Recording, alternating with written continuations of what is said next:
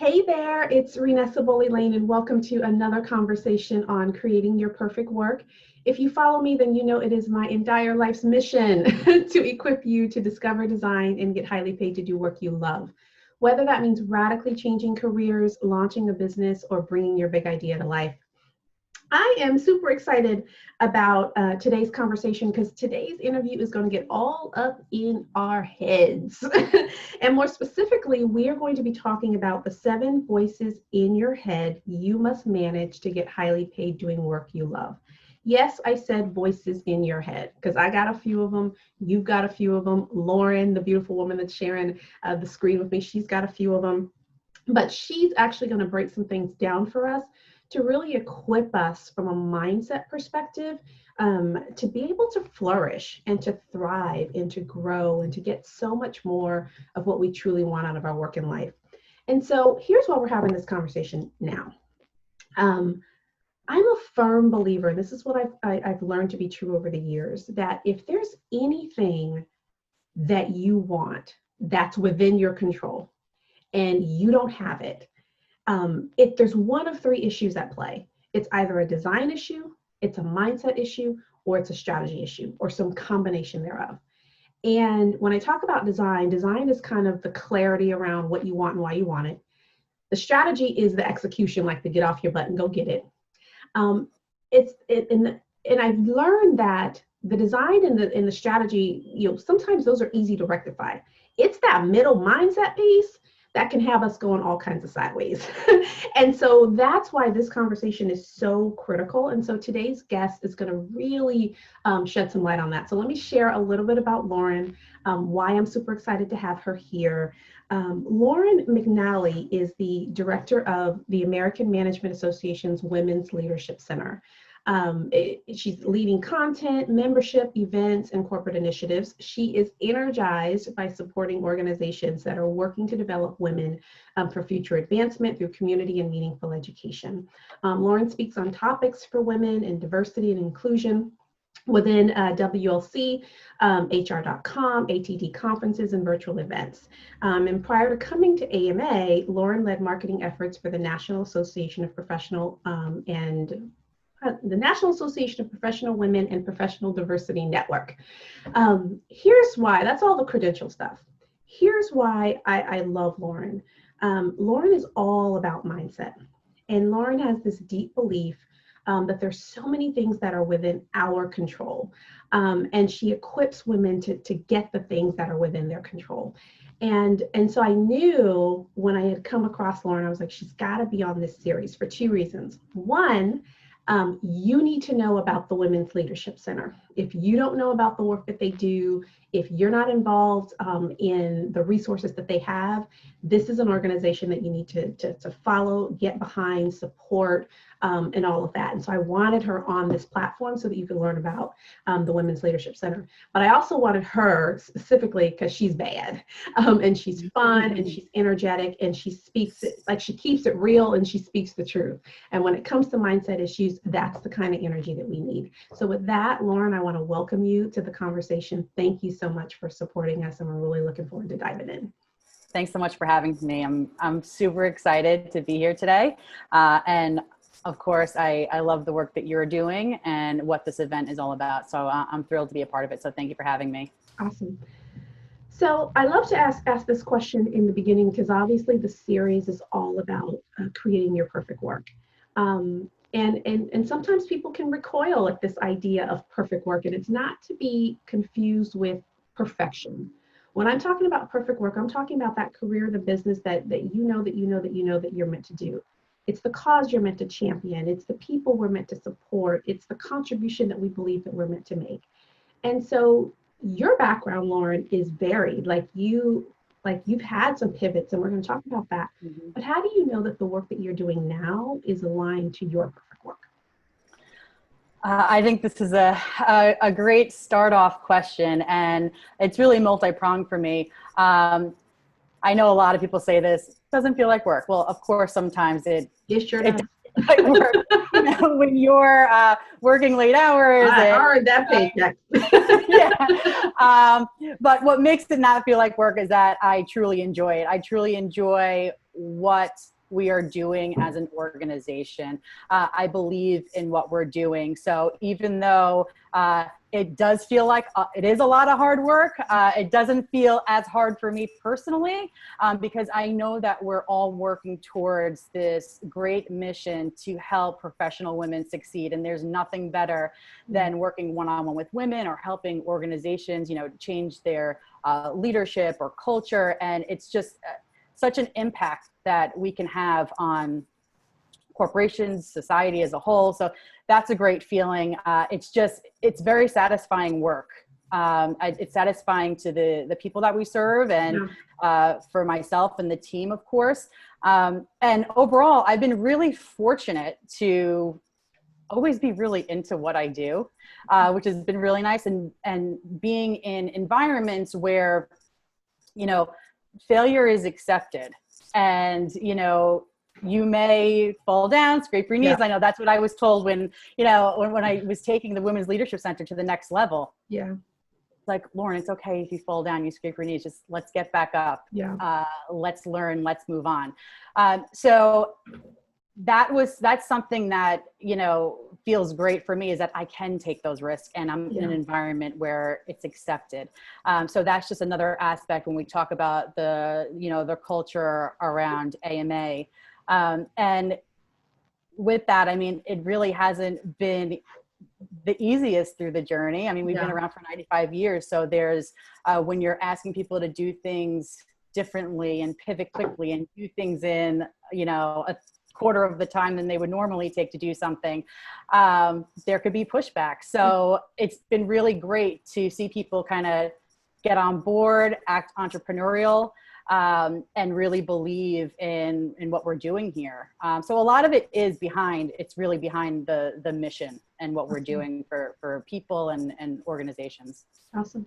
It's interesting because you redesigned your own success, and you made a major pivot in your career as well. And so I think it's always important to learn from people and to learn from their stories. Share, if you wouldn't mind, share a little bit about what you were doing before, what that pivot was. What was the tipping point? Why did you even make the decision, to make the shift, and how did you go about that? I know that's like 4 questions layered in. Sorry about that. I kept going. No, it's great. And it's probably, and what I see from, all the women that come to our workshops and events and our courses, like, I'm not afraid anymore to tell my story, because a lot of women are wondering, how can I pivot? How can I do things differently? What did you do? So I think this is a wonderful question to ask. So I grew up in marketing and creative. And in the beginning of my career, I was mostly at advertising agencies, design studios. And I thought that that's exactly what I wanted to do. When I was in college, when I graduated, I was like, I want to be at, a big advertising firm in New York City, and work with big brands. But what I was noticing was that I was staying a year here, a year there. And it made me think, I'm like, I don't know that I'm as into this as I thought I was going to be. And I, came across my previous organization, where, that was a networking organization for professional women. And that was kind of a jump off to this, seeing women support each other, building community, meeting regularly. It really opened up my eyes to a whole new type of work that I could be doing. And while I was still in that creative and marketing role, I was no longer, trying to sell, hiking boots and sunglasses. Now I was helping women connect, grow, learn. So this was a completely different concept to me in my work, from going from working on all these different brands to actually focusing in on one brand, and then also helping women as a whole. Mm-hmm. And then as I came on to the American Management Association, their work really blew me away. Mm-hmm. Where for all people, not just women, women and men are coming to build new skills, to change behavior, to really help them work on themselves to be better people, better professionals. And then on a larger scale, helping organizations, like I said, change their culture, be more diverse and inclusive, have more effective leaders and managers. So once I came to AMA, I was like, wow. I was like, these people, not only is AMA putting the work in, the people are really putting the work in to make that meaningful change for themselves. And as I was there for a couple of years, an opportunity came up with the Women's Leadership Center. Now, we had been, our content for women had been around for like, I don't know, at that point, maybe 10, 12 years. So it wasn't new for us. It was like, let's take this to the next level. How can we really help organizations invest in women? How can we create more women leaders in organizations? And I was like, well, we all know that there's a drought of women in leadership roles and in boardrooms. We get paid less still. So I knew that this is something that I already knew I was passionate about it, but I was like, wow, to really take a bigger role in something like this. And I have to say it was scary as hell for a while, because I'm like, this isn't what I went to school for. This wasn't my path. This isn't what I saw. Am I going to be credible? Are people going to listen? Like, how is this all going to roll out? But I took that risk and I went for it, not really knowing like how big it was going to turn out. And it ended up turning into a really big thing, which is wonderful to see what we've done in such a short period of time. And just for myself, I mean, to even introduce myself in a room and just literally say my name, my title, and what I did, my heart would be like pounding out of my chest. I learned so many new skills through this experience: how to present, how to facilitate workshops, how to create new products, how to be on sales calls and sell things, and, create development plans, and so on and so forth. So once I kind of like did all this work, and it's still ongoing, and it's still, okay, we're actually setting goals right now. It's like, okay, now what's the next year going to look like for the Women's Leadership Center? So it was a huge shift for me from, heading up creative and marketing to now this almost new division of AMA. So it's been so exciting, and it's made me think so much bigger about my own career. I would get a lot of questions from women, how do I get started? And like, do I have to leave my company? And, a lot of times there are opportunities right in front of you. And, we talk a lot about, don't, learn how to say no, right? Don't always say yes to anything, but if you see something that has real potential for the organization and for your own development and growth, I say go for it. It's a great way to just dip your toe and see if this is something for you. Or if you have the opportunity to create this opportunity for yourself, whether it's internal in your organization or externally. What I hear, or the common thread that I hear as you're sharing, is this idea of really kind of taking the reins of your career, and really owning where it goes. So whether that is, okay, there's this opportunity in front of me, I'm not sure if I can do it. Am I credible? All the voices in your head, which we're going to talk about. You still made the decision to let me step forward. And your admonishment just a moment ago was, hey, maybe you can create an opportunity, like really pay attention to what you're interested in, what you're passionate about, where you want to have a contribution, and be as proactive as you can about creating the opportunities that allow you to give in that way, and or stepping into the opportunities that might present themselves. Absolutely. Sometimes that just means that you hold your nose, take a big deep breath, and you jump in and you dive in, and you trust that you'll be able to figure it out, even if you have all of these kinds of questions, that the voices in your head, which we're going to talk about, that may have you questioning whether or not you can really thrive and succeed. So with that, let's transition, because I think, excuse me, I've got a frog in my throat. We can be crystal clear about the work that we design, and we can know all the right steps to take on how to get there and how to make it happen, how to execute. But if we don't manage our minds, we will so easily get sidetracked. And so there are 7 voices in your head that Lauren talks about that we've got to be able to manage. And if we can manage it well, it's going to set us up to really be able to create more of the work and life that we love, and take the steps in doing so. So that first voice is the voice of positivity. So studies show that people often require 5 positive experiences to compensate for like 1 negative experience. And that can be in your intimate relationships, that can be with coworkers, that could be with a boss, that could be with feedback.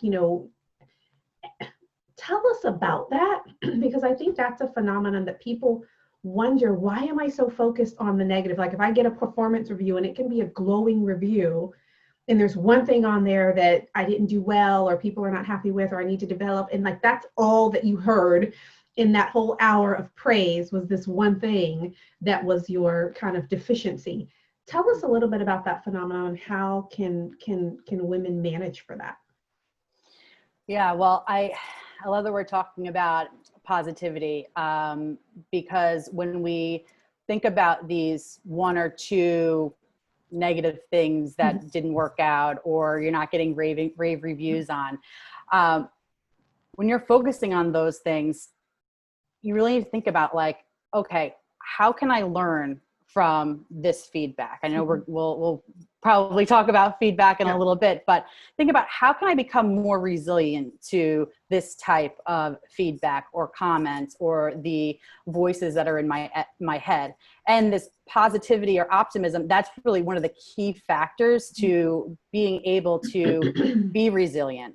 And when you're able to take on that positivity, you're able to turn that almost like hopelessness feeling into, helplessness into hopefulness. Yeah. So when things feel like they're kind of chaotic or spiraling out of control, how are you able to then kind of take a step back, and do kind of a quick self-assessment with yourself? Is this one thing that I'm focusing on, is it valid? Do I have anything to back up all of these negative thoughts that I'm kind of obsessing over? And then, how could I like reframe that negative self-talk that's going on in my head? It makes me think about this exercise that we do a lot in our workshops. And and you can do this at home. We take like a piece of paper and you put a line down the middle, all those negative things that it could be this one thing that someone told you, 15 years ago that's just stuck in your head. And it just keeps replaying and replaying and replaying. And that will hold you back for so many years from doing something because that's all that you're focusing on. Write down all of those things in the left column.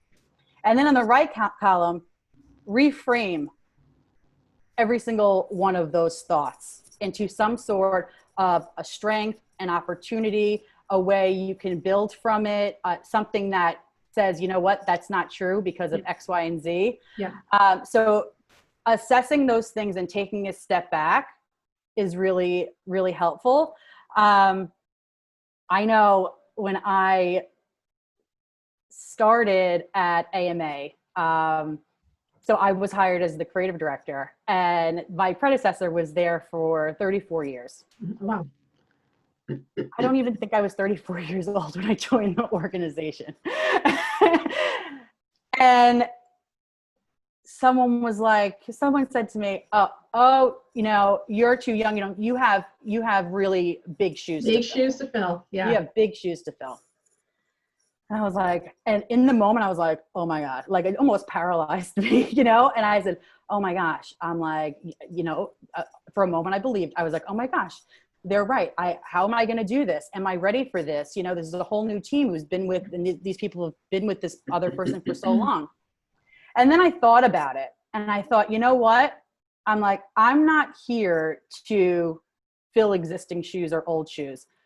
I'm here because they want new shoes. Yeah. They want innovation. They want creativity. They want different thinking. That's why I'm here. Yeah. So it took me a moment to take the step back and think about it, but I was able to turn that around for myself. I think you make a great point, because I think practically speaking, we have to learn how to seek out the voice of positivity, whether it's coming from our own heads or whether it's coming from other people. And so in this particular situation, you were able to be like, no, here's the positive about me. No, I'm not, I haven't been in this role for 34 years. I don't have 34 years of institutional knowledge or whatever. But what I do bring is a refreshment, a youthfulness, innovation, like all of those kinds of things, right? And I think for women that are listening in, a couple of ways that you can begin to train yourself to hear the voice of possibility might be to really lean into that. Because a lot of times, let's say when we're asking for feedback, we ask for feedback looking for the negative, like, okay, well, what do you think needs to be changed? Or what do you think I need to do differently? Or what do I need to do better? And that's great because that feedback is helpful. But I would suggest asking for the positive. What went well? What did you like about what you heard, in my presentation? What was the win? What was, like, literally ask those questions. When I'm talking with clients, we'll start a meeting. The first question is, what was the win? Since the last time we said, what was the win? Because they'll go down a rabbit hole on all the things that are not working and what we need to fix. And one moment we're celebrating, the next they'll spend 10 minutes on that. The worst thing. Yes. And so I want to start and anchor in, like, what was the win? Embracing compliments. I think particularly as women, I could say, oh my gosh, Lauren, you have beautiful skin. Oh, I'm really working on my acne. Like, you'll take the compliment, throw it on its head, kick it out the window, and pee on with it. Everything. With everything. Someone compliments your outfit. Everything. Oh, this is a knockoff. It's always oh my gosh. It was $5. Yeah, I still got baby weight, or I got this, or I got, like, thank you. So we don't allow the positive to land. We don't lean into the positive. When you're having conversations with, whether it's in the performance space, and someone says, hey, this is what you did well, or I liked XYZ about you, ask deeper. What about that did you, what specifically about that did you like? Like, let it sink in, go deeper. Like, as they say, lean into the good, lean into what you do, because our tendency is to lean into the negative.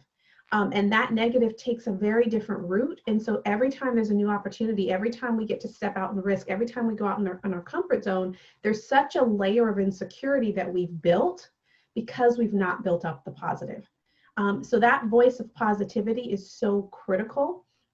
And as adults, like, we do it with our kids all the time. Like, we will praise them for everything from peeing in the potty to whatever. Like, they're going to get all kinds of reinforcements, but we don't create that environment for ourselves. And I think that's a big issue, especially if you're thinking about doing something different. There's all kinds of demons that are going to flare up, and you've got to be prepared, and you've got to have that soil really fertilized.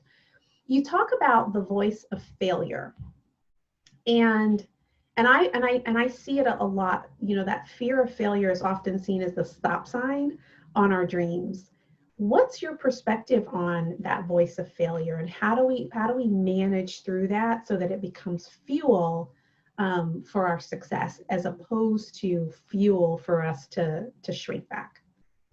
Yeah, I've seen this. I know there's so much research out there that proves that this fear of failure is one of the biggest things that hold women back. Yeah. And I've seen it firsthand so many times. One of the exercises we do in our workshops is, what do you think is the biggest thing that's holding you back? We have discussion about it and try to work through these challenges.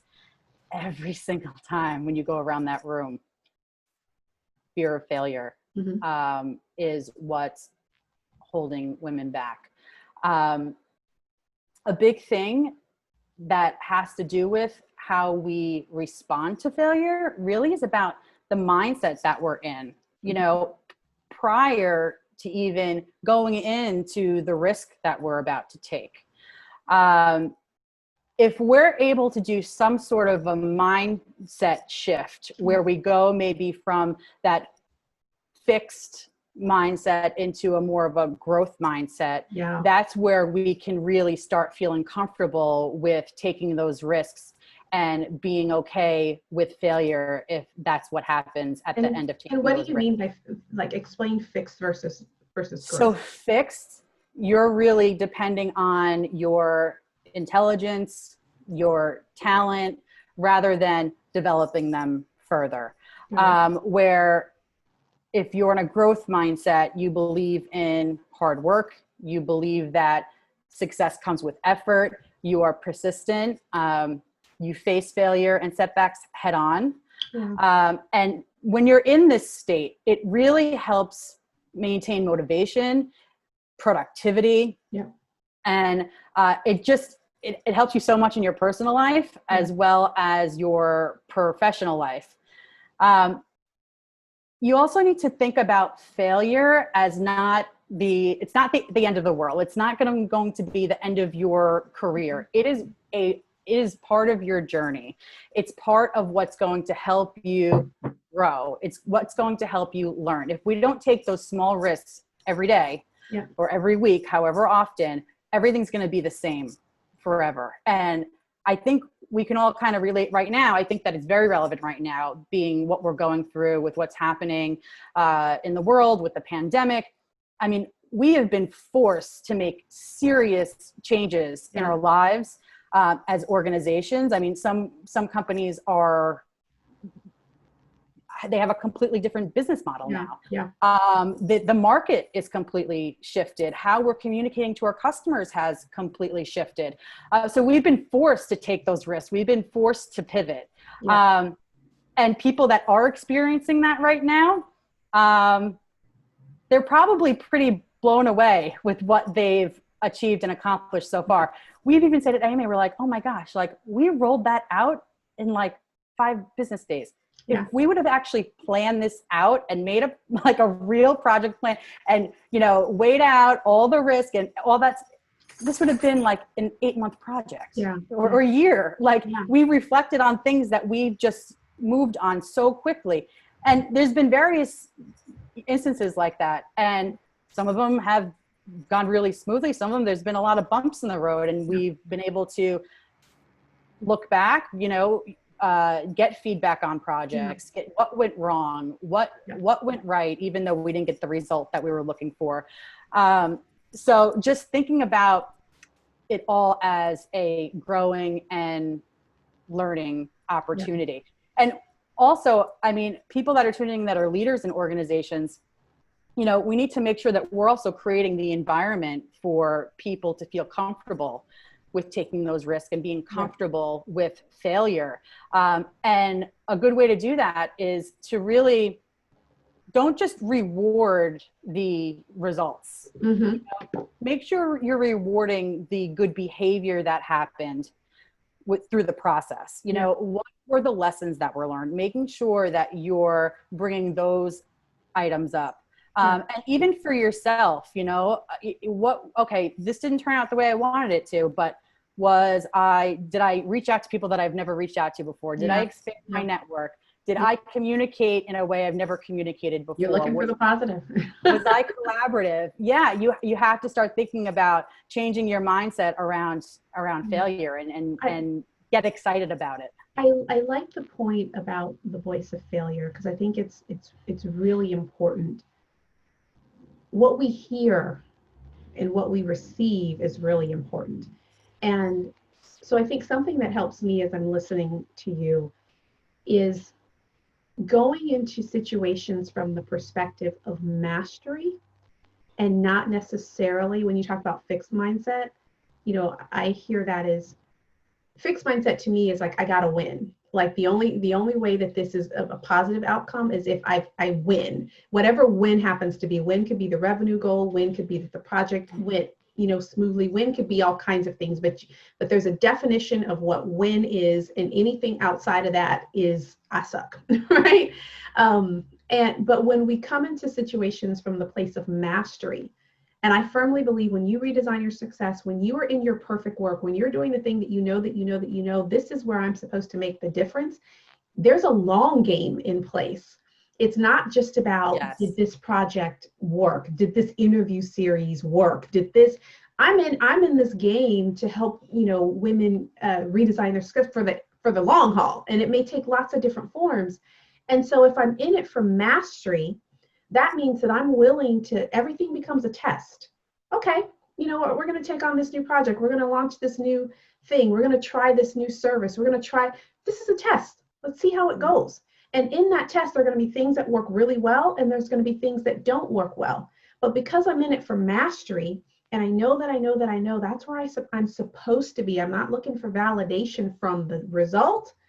I'm in it to win it because this is this is the mountain I was born to climb. Then everything else becomes, oh, here's how I can build off of that. That didn't go so well. Next time I would do this like this. That didn't land right. Okay, next time we're going to tweak. So it's not about failure or not. It's about feedback, which we're going to talk a little bit about feedback. It's just feedback. And it tells you to go left or to go right, to go forward, to go back. It's just feedback, but it's totally independent of my worth and my value as a professional, as a woman, as whatever label we happen to be putting on things. But so if we can be in it for mastery, as opposed to for the medal, and if everything can become a test, then we're willing to get back out there again. We can lick our wounds faster. We can move faster. And it's in that repetition that the success really comes. But if I get burned one time and then I'm sitting over in the corner licking my wounds, then I'm not likely to get back in the ring and do it again to get better, to then succeed, to make the money, to do whatever. And so that's what as you talk about growth and fixed and all of that, those were the things that kind of landed for me as you were talking. But I think it's the perfect segue into this voice of feedback. Because there's some folks who, they are wide open with feedback. They run into it. Like, what did you think? Survey, they have no problem listening, to other people's input and insights. And then there's others of us where if you say something isn't working for me, it's like you said, my baby was ugly, and so I won't ask for the feedback. I won't seek it out. And then I cringe if anybody gives it to me unsolicited. And so there's a real unhealthy relationship with it. But how can we have and develop a healthy thirst, Lauren, for feedback, so that we don't take it personally, but we use it for mastery. We use it to progress. We use it, to do more of what we want in our work and life. Yeah, and I'd love to talk about this again as a personal perspective as well as an organizational perspective or leadership perspective. Just like failure is critical to growth, I think that feedback is just right up there. Like we've been talking about, and you just said, it's the only way to take note of the good and the bad and understand how you can apply it and make tweaks for a better future. If you don't know how you're doing, you have no idea how to be better. And I think everyone's tuning in today to be better, right? So we have to not only welcome feedback when it presents itself to us, but sometimes we need to be proactive with feedback, especially if there's people out there that are entrepreneurs or they're not working right now, whatever the case may be. You have to be proactive and take that step and say, okay, how is my approach? How am I doing with your leaders and organizations? There could be, ebbs and flows with your communication with your leader, and they may not be checking in as often. You need to make sure that you're, booking their calendar, you're making the time to get that feedback. And making sure you're understanding when you receive the feedback that you're not taking it personally. It is about business, and it's about the organization's goals. It's about your growth and development. It's about business. It's not about you not being a good person or you not doing well. It's all to make you better at what you do as a person overall. I know personally, it took me quite some time to get comfortable with feedback. And now I give and receive feedback on a multiple times a day, daily basis. But it took a while for me because, and I'm sure with a lot of people, when you're really, really passionate about the work that you're doing and you go all in and you try your hardest at everything that you do, when someone gives you some criticism or some sort of feedback that isn't 100% on the positive side, I would tend to take it really personally. And what the result is of that is that you maybe become emotional about it. Yep. So I think a good way to kind of think this through when you are getting feedback is kind of doing like a check of yourself. How am I feeling emotionally? How is this making me feel mentally? How is my body reacting? Mm-hmm. Doing kind of like a body scan of, oh, did I just make an angry face? Did I just like, hunch over and get small? Yeah. So when you're getting feedback, if it isn't the feedback that you expected, or you think that it's more on the negative side or constructive side, do a scan of yourself to see how you're reacting. And I always say, like, you don't have to respond in the moment to feedback. Mm-hmm. I know for me, I need to take a step back. I say, thank you so much, for your feedback. I'm gonna think about this. And when you're thinking about it, think about from the person's perspective that's giving you the feedback, whether they're your boss, your mentor, your partner, whoever it may be. Think about how they're viewing, where this feedback is, where it's the source, what it's coming from. Think about how you could take that feedback, turn it around into a positive. How could you be solution driven and come out on the other side from it. And then, then you might be able, after you take a few breaths and think about it, come back and say, I'd really like to discuss this further and think about how we could pave a path, to doing this better next time, or how we can turn this around into a positive for the future. Yeah. So those are just some tools that I've used. And, as a leader in the organization, I mean, you should not only be giving feedback all the time, but you should be welcoming feedback yourself. Yeah. Just because you might be higher in the hierarchy in the organization, you always should be checking in with your people to see how you're doing. Is your communication style working for them? Mm-hmm. Do they feel overwhelmed? Always try to check in. It also like builds like camaraderie and, it builds a relationship. It'll build trust. And when people know how they're doing and have that open dialogue, most likely they're going to be more engaged. Yeah. Most likely going to stay longer at the organization. So it's really a two-part conversation. Yeah. When we're talking about this from a leadership perspective. Yeah, I completely agree with you. And I think that when it comes to feedback, we've got to be willing to put our ego to the side. And that's really hard to do. Mm-hmm. When we take it personal, there's usually ego in the space. It's not, as opposed to, hey, I'm in it to make sure that we have the best product possible. Like that's the outcome.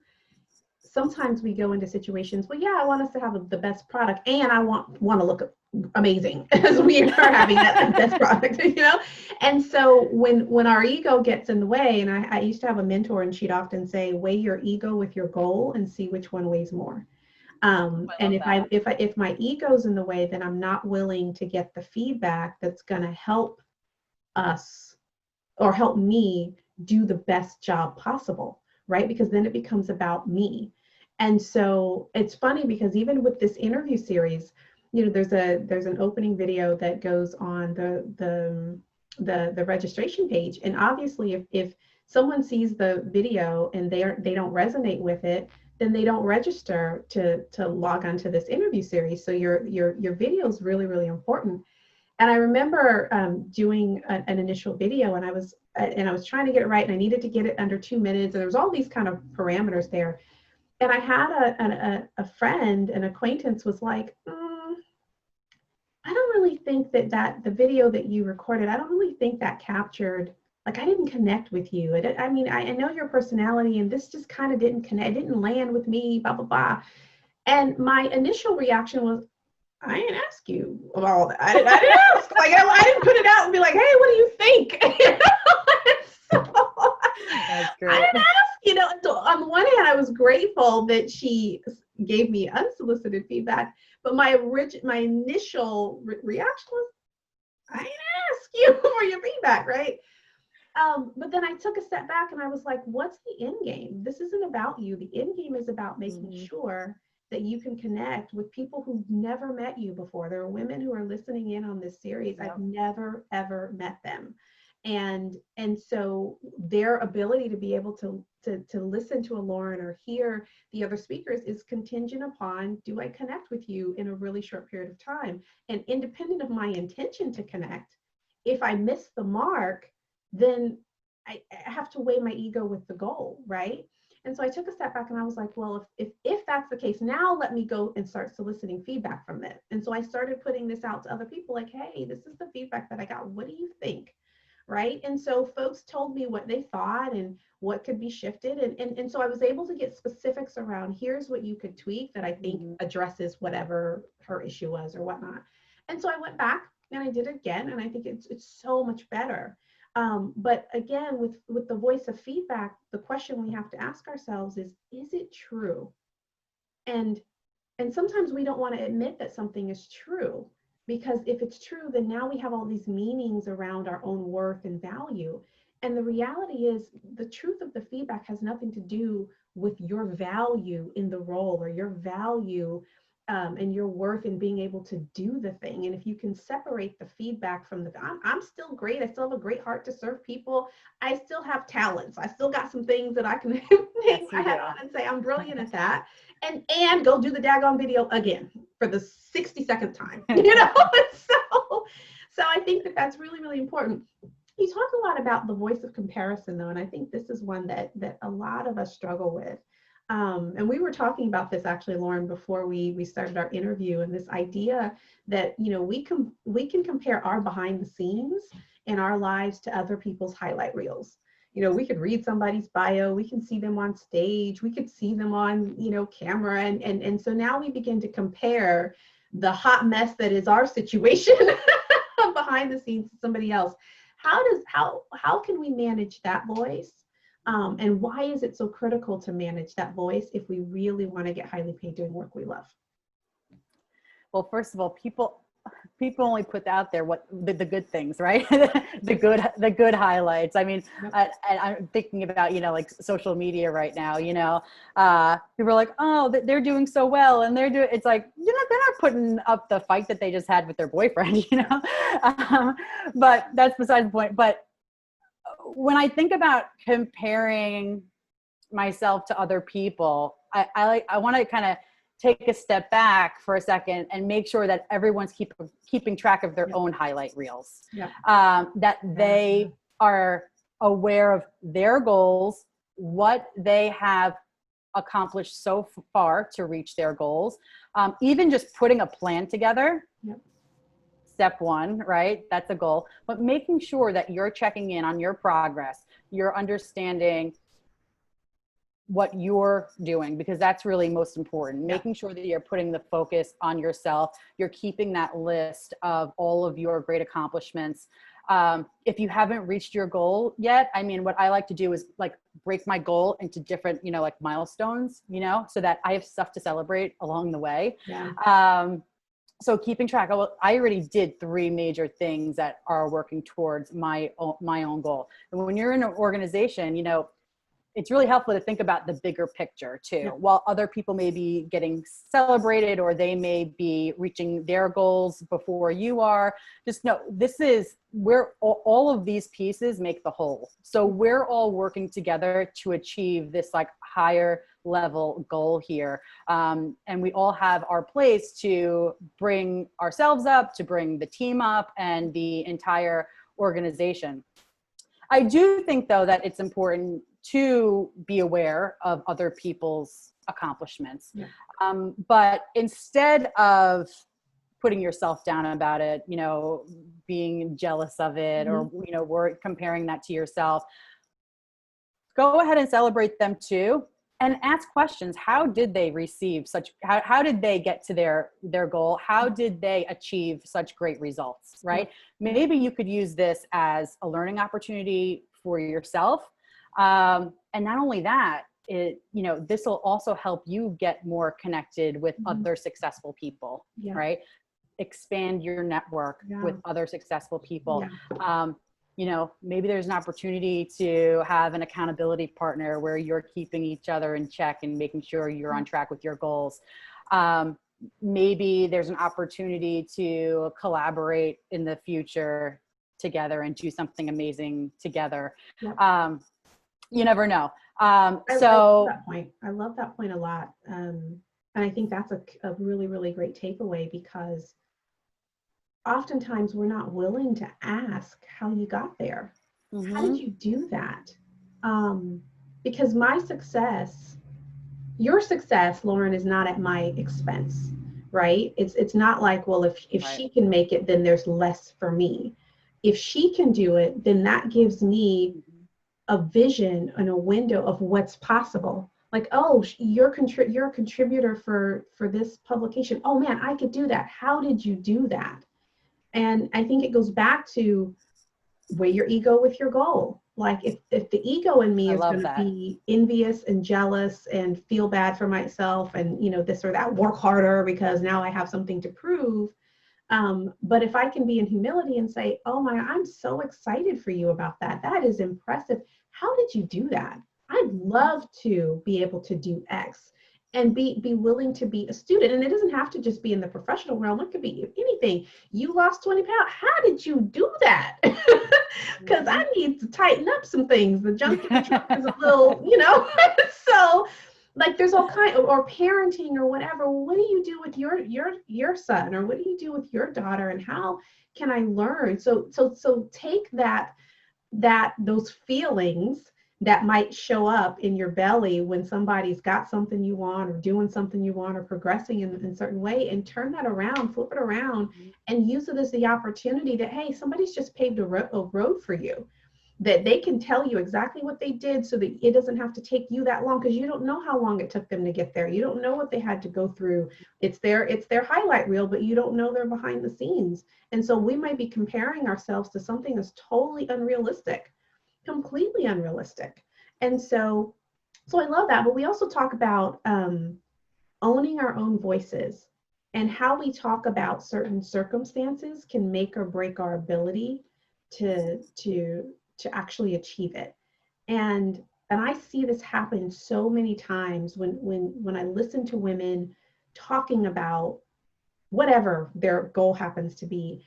And they'll talk about it in words that, like, oh my gosh, this is going to be so hard, or oh my gosh, this is impossible, or oh, like we represent our circumstances in such a way that we create an environment for ourselves that's hard and rough and, banging your head against. You're going to take down all the women next to you too, because once you start talking that way, other people are going to start thinking that way. It's like this toxic domino effect that happens. So how do we change how we represent our situation in the moment? That doesn't mean that you're not going through a rough time. It doesn't mean that it's not a challenging project. It doesn't mean that the challenge doesn't exist.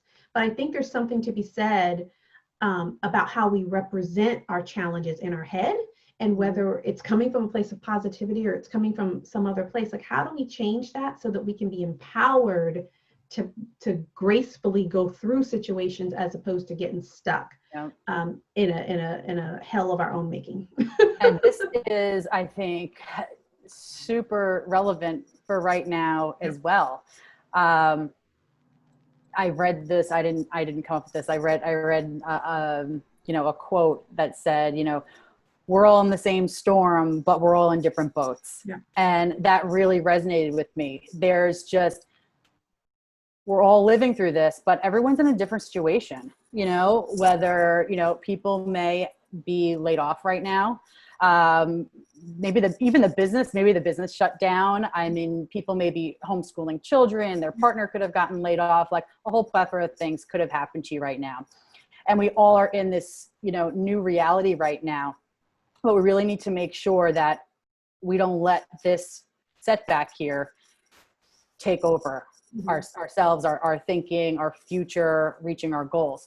And our goals might look very different now, things, or you may be very uncertain of what those goals even are. But I think it's really important to stay in tune with what you believe in, what your values are, what your brand is, what you want your brand to be. Yeah. And understand, you might not have it all figured out of like what your end game is, but like understand what the general direction is that you want to go in, and then how can you best position yourself for that. So this may mean that you have to get very creative with how you speak about your past experiences, your skills, your accomplishments. You may be highlighting things that you've never highlighted before.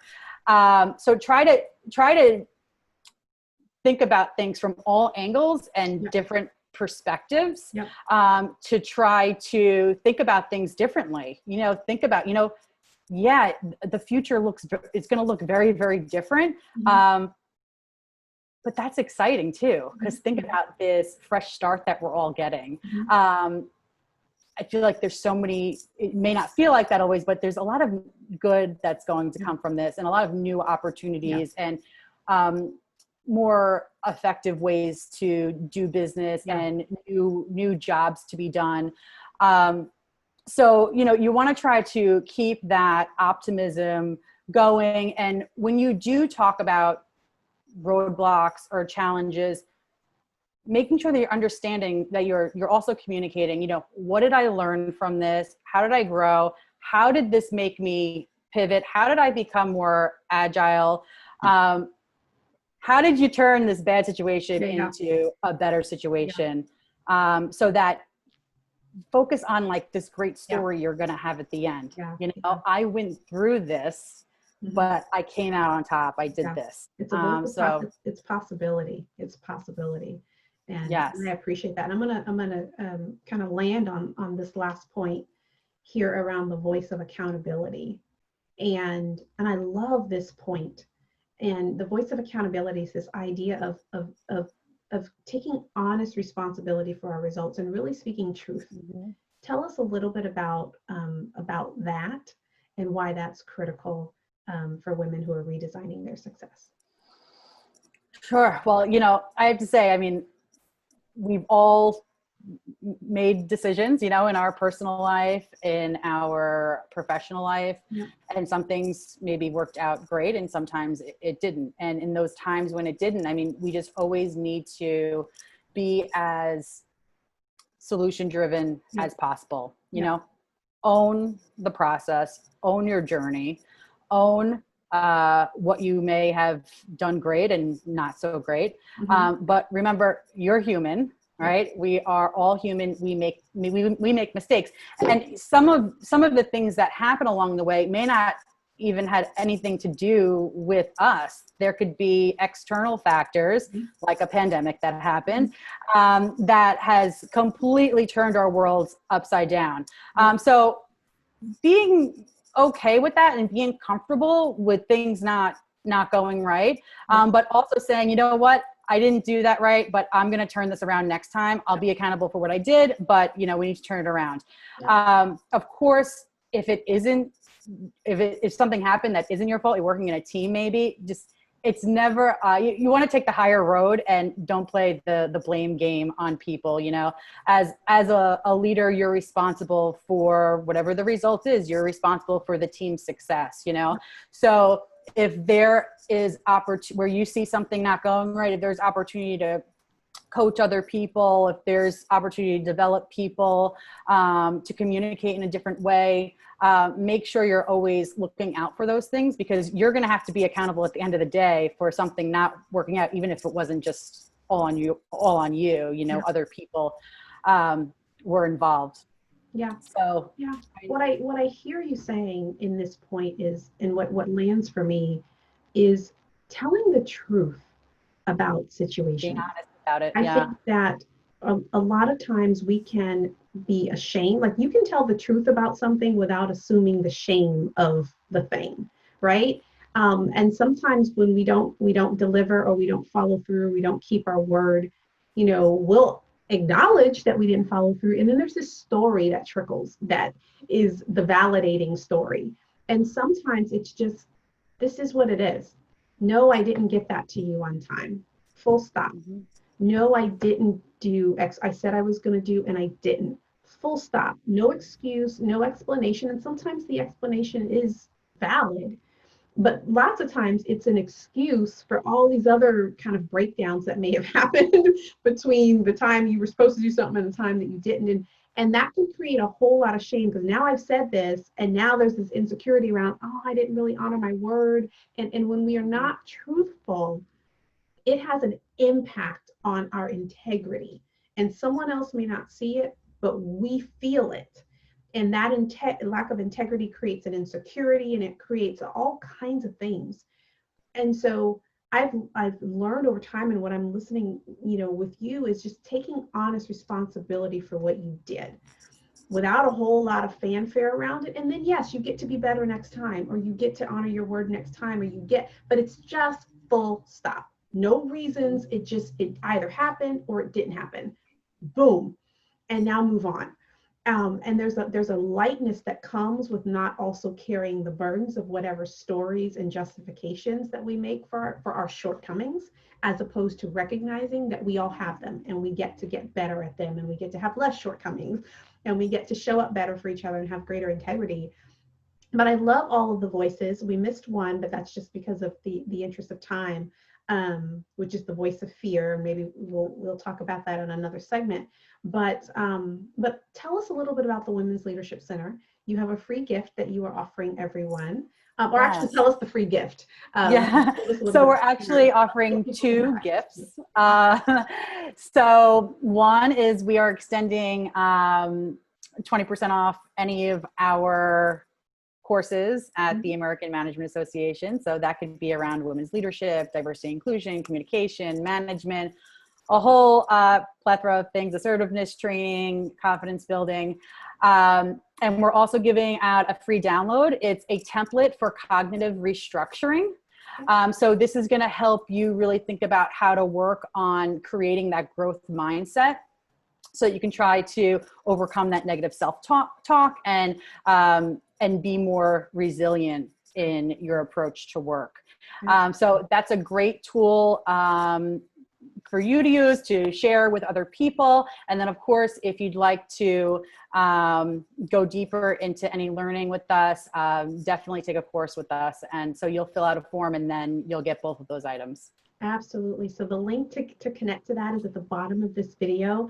And who doesn't need more resilience now? So that is so timely. But I say all this to say there's so many resources that the Women's Leadership Center offers. Connect. This is a way to be able to catapult your success. It's a way to be able to create a tribe and a community and a support system around your goals and who you want to be and what you want to do and all the awesome things that you want to contribute to the world. And so with that, Lauren, I'm so grateful for you sharing your time, sharing your insights, sharing your wisdom with our group. Thank you for that. And on behalf of Lauren and myself, we both wish you all well. We wish you much success, much happiness, and we will see you all the next time. Bye-bye. Thank you.